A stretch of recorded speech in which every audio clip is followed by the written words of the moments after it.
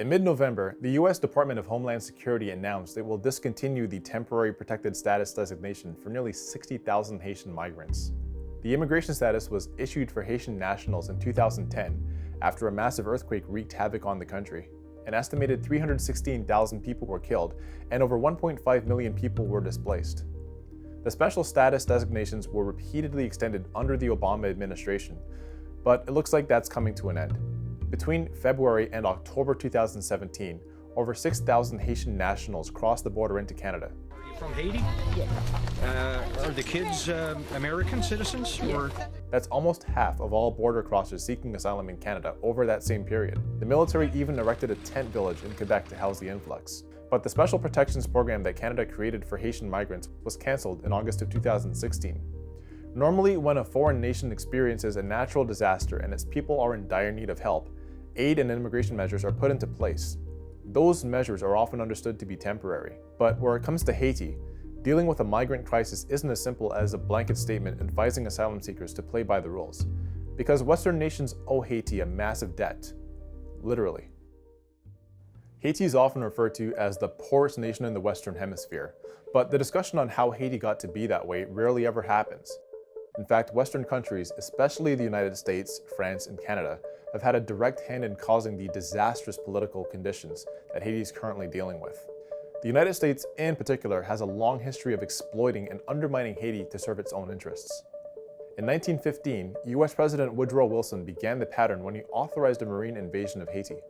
Wilson wanted three main things: to protect access to the Panama Canal, which is one of America's most important marine trade routes, reducing Germany's growing influence in Haiti, and to use Haiti as a shield against communism, which was brewing in Cuba. All of this marked Haiti as a quasi-colony of the United States.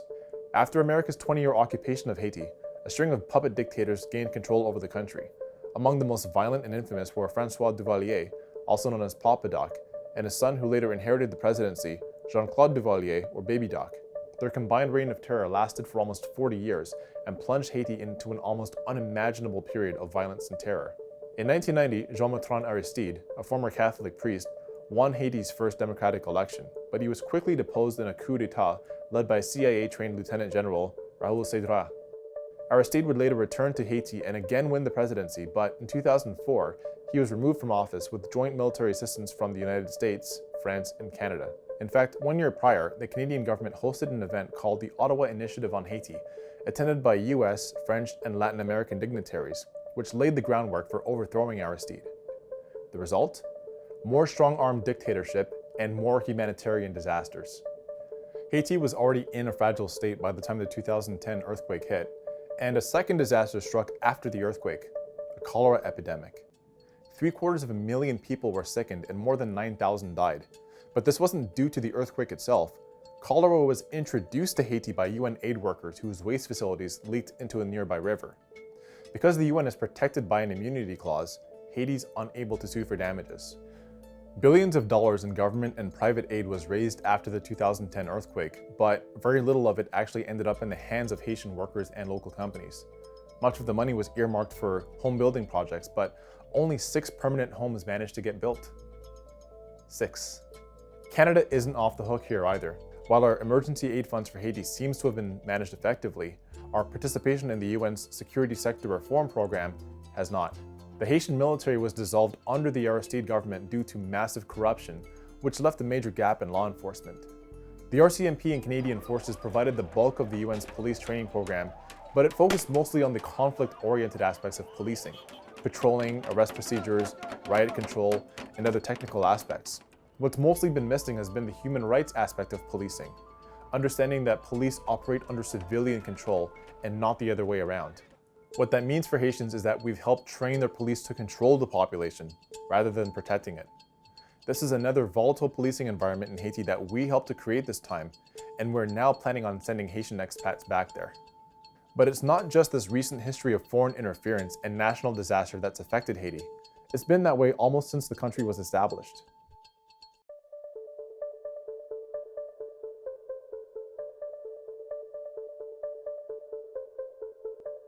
Haiti's primary crop was sugarcane.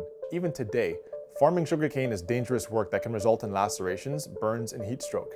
In the interest of profit, the French overworked African slaves often to death, and that built resentment.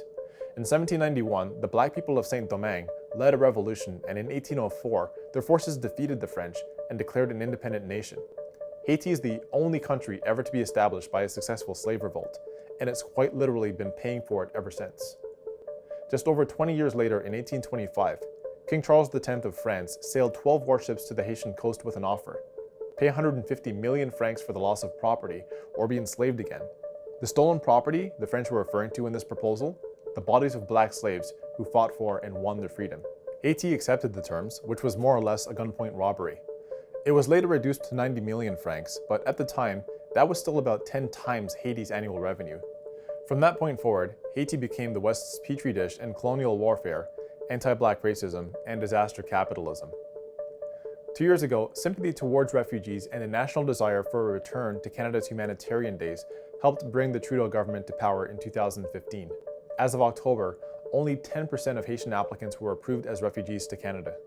Yet there are Haitian communities across Canada, especially in Quebec, who've established families, sent children to school, and bought homes in the years since they came to North America. Haiti itself is also heavily reliant on money transfers. Sending Haitians home not only displaces families and workers that have built a life in North America, it also cuts off a major source of cash for Haiti's struggling economy. It's not just compassion or altruism that should drive government policy towards Haitian migrants. Western countries, Canada included, owe the country a massive debt. We can either hold ourselves to our own human rights standards, or we can continue telling Haitian people they have to go through proper channels to find shelter here. But we can't do both.